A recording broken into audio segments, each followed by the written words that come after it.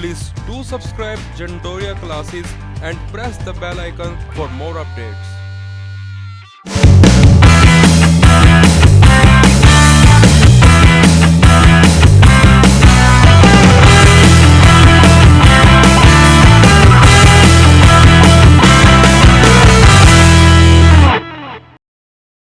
Welcome guys to my channel Jandoria classes. आज का जो हमारा टॉपिक है वो है वैदिक सिविलाइजेशन। अगर आपको इंडियन हिस्ट्री पढ़नी है तो सबसे पहले आपको उसकी नींव जाननी पड़ेगी। तो उस नींव का नाम है वैदिक सिविलाइजेशन, कि किस तरह से भारत में जो लोग आए सबसे पहले उनकी वो कहाँ से आए थे, क्या शुरुआत थी, उस पीरियड्स को हमें पढ़ना है।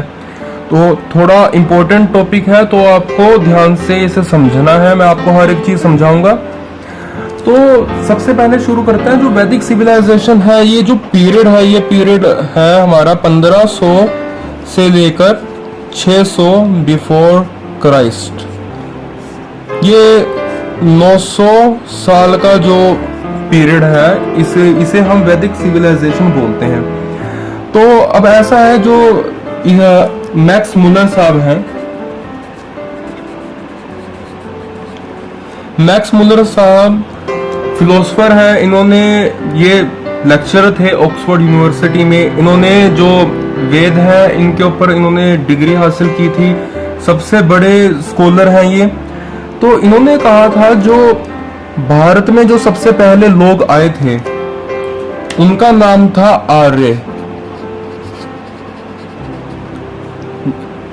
अगर आपको याद भी होगा, आप कहीं महाभारत वगैरह देखते हैं तो उसमें बोलते हैं आर्य पुत्र, तो ये वही आर्य था।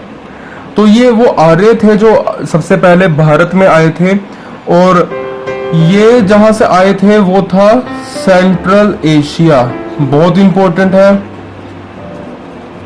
हर चीज इंपॉर्टेंट है इस लेक्चर में, लेकिन जो चीज मैं बताऊंगा वो आपको याद रखनी ही रखनी है। वो सेंट्रल एशिया से आए थे, ये मैक्स मुलर साहब का कहना था। और जो ये आर्यंस थे, ये जहां पर रहते थे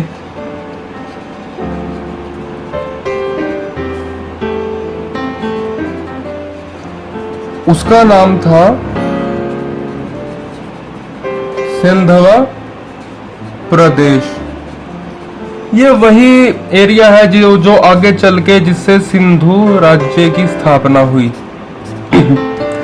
क्लियर। और अब बात आती है जो वैदिक सिविलाइजेशन को वैदिक सिविलाइजेशन क्यों कहा गया। अब जैसे कि इसका नाम है वैदिक, तो इससे एक बात तो क्लियर है कि ये कुछ रिलेटेड है वेद से।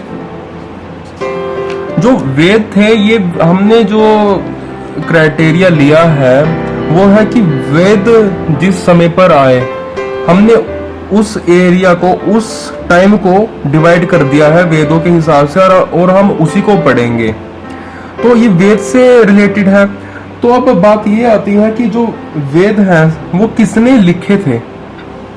तो जब तो आपको ये कहा जाए कि वेद को इकट्ठा किसने किया था, इकट्ठा किया था वेद व्यास जी ने। याद रखना, इकट्ठा। और इनका पूरा नाम महर्षि वेद व्यास है, आपको पता ही है, ऋषि हैं ये, सप्त ऋषियों में है। तो इकट्ठा किया जब पूछा जाए तब आपको जवाब देना है वेद व्यास, क्योंकि हमारे जो कल्चर है, जो ग्रंथ है, उसमें ये बताया गया है कि जो वेद थे ये किसी इंसान ने या किसी ऋषि द्वारा नहीं लिखे गए हैं। ये ऐसे किसी पर्सन या ऐसी किसी पावर ने लिखा है जिसे हम भगवान कहते हैं, उनके द्वारा ये उस समय पर जो सबसे पहले पुरुष थे उन्हें दिया गया था। ज्ञान की जो शुरुआत थी वो वेद से ही हुई थी। तो किसी इंसान ने तो लिखा नहीं, सिर्फ इकट्ठा। और जो चीज इकट्ठा, आप ऐसे भी याद रख सकते हैं, इकट्ठा वो चीज होती है जो पहले बन चुकी हो। तो ये सबसे पहले पुरुष थे। इनसे पहले कौन थे? भगवान। तो भगवान द्वारा लिखा गया था। अगर आपको क्वेश्चन आए कि जो वेद थे वो किसने लिखा है या किसने लिखा था, तो आप उसका जवाब दोगे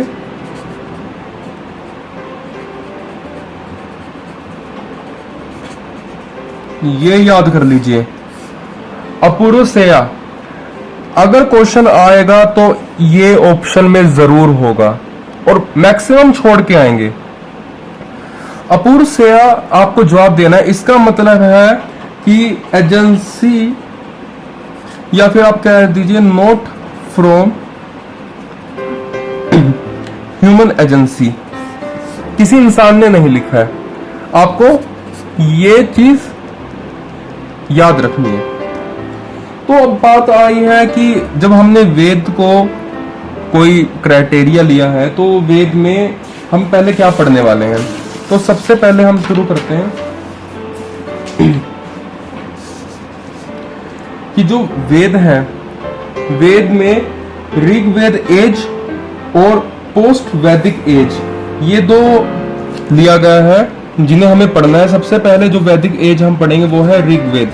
आपको पता है 4 वेद में से जो सबसे पुराना वेद है वो है ऋग्वेद, जो सबसे प्राचीन वेद है।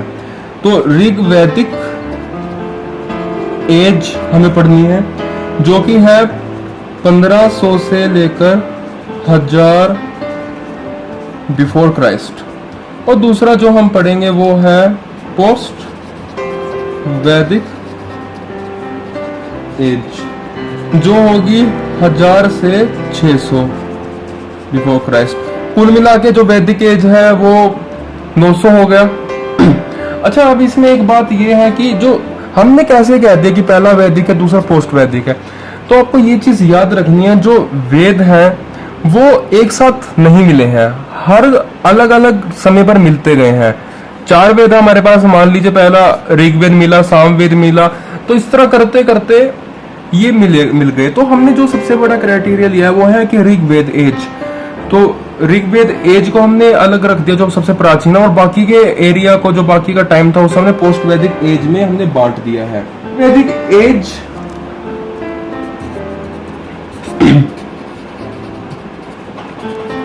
अब ऋग्वैदिक एज जो सबसे पुराना वेद है, तो इससे एक बात तो क्लियर है कि ये दुनिया में सबसे पुरानी पुस्तक है, कि जो सबसे पहली जो किताब थी वो भारत में आई थी, और उस समय किस लैंग्वेज में लिखी गई थी, ये थी संस्कृत में,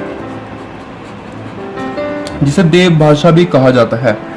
संस्कृत में लिखी गई थी और ऋग्वेद सबसे पुराना है। तो इससे एक बात और क्लियर होती है कि संस्कृत सबसे ओल्डेस्ट लैंग्वेज है। क्लियर? अच्छा, अब ऐसा भी तो पूछ सकते हैं कि संस्कृत सबसे ओल्डेस्ट है तो सेकंड ओल्डेस्ट लैंग्वेज कौन सी है? तो घबराना नहीं है, सबसे पुरानी जो दूसरी लैंग्वेज है वो है फारसी लैंग्वेज, पर्शियन जिसे हम बोलते हैं। यह सेकंड नंबर की सबसे पुरानी भाषा है, पर्शियन। तो अब थोड़ा हम वेदों के बारे में जानते हैं कि वेद में कैसे लिखे गए हैं या फिर क्या चीज है, हम किस तरह बांटे। वेदों में 10 मंडल होते हैं, जिसे इंग्लिश में मंडलास बोल देते हैं, और इसके साथ साथ 1028 इसके अंदर श्लोक होते हैं, जिसे संस्कृत में हम सुक्तास बोलते हैं।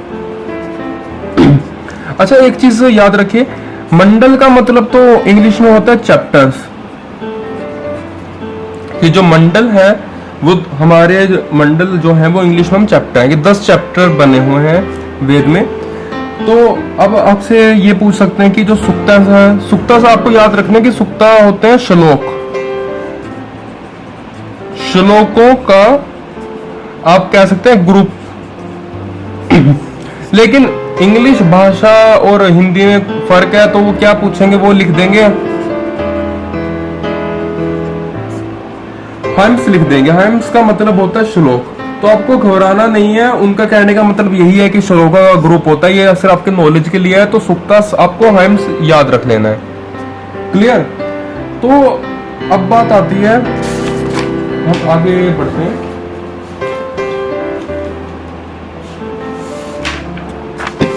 अब चैप्टर्स को हमने थोड़ा ध्यान से समझना है कि जो कौन सा चैप्टर पुराना है। पहले तो क्राइटेरिया क्या है, पुराना नया, कि जो इसमें चैप्टर्स हैं वो पुराना कौन सा है, नया कौन सा है। इसको ये जानने का क्राइटेरिया ये बना है कि जिस चैप्टर में तो किसी ऋषि ऋषि मुनि की बात आ गई है या उनके परिवार से रिलेटेड कोई बात आ गई है, उन्हें तो हमने प्राचीन मान लिया, क्योंकि हमने माना सबसे पुराने जो पुरुष थे वो थे ऋषि। तो अगर तो उनकी बात आती है तब तो वो हो गया प्राचीन, बाकी सब हमने नए में बांट दिए हैं। तो अब आपसे चैप्टर्स पूछ लेंगे, चैप्टर्स आप रट लेना, कुछ ऐसा नहीं होगा, गलत नहीं होगा। 2 से लेके 7 जो चैप्टर हैं जिसे मंडल बोला गया है, ये तो है सबसे प्राचीन। इसमें आपको पूछेंगे, इसमें 2 होंगे फैमिली मंडल, क्योंकि इसमें ऋषि मुनियों की फैमिली के बारे में पूछा गया है। दूसरा होगा वंश मंडल, परिवार और वंश के बारे में बात करी गई होगी तो ऋषि मुनियों की, तो ये प्राचीन। हमने मान लिया कि ऋषि मुनियों से उनकी बात हुई है तो ये प्राचीन हो गए। तो 2 से 7 मंडल प्राचीन हो गए हमारे। जो 8th और 9th मंडल है वो मिक्स्ड टाइप का है। अब इसे मिक्स्ड कैसे कर दिया, इसमें कुछ ऐसा होगा कि किसी कुछ हिस्से में तो इसमें तो टोटली ऋषि मुनियों के परिवार के बारे में बातें की गई हैं, इन चैप्टर में समझाया गया है। इसमें क्या होगा, कुछ में तो ऋषि मुनियों की बात कर दी गई होगी और कुछ हिस्से में कुछ दूसरी बातें कर दी गई होंगी, तो इसलिए इसे मिक्स बोल दिया। और बाकी बचे जो हमारा 1st and 10th मंडल है, उनमें इनसे रिलेटेड ऋषि मुनियों से रिलेटेड कोई बात नहीं करी गई है, तो इन्हें हमने मान लिया कि ये है न्यू, इन्हें हमने न्यू मान लिया गया है। अच्छा, जो अब हम आगे चलते हैं,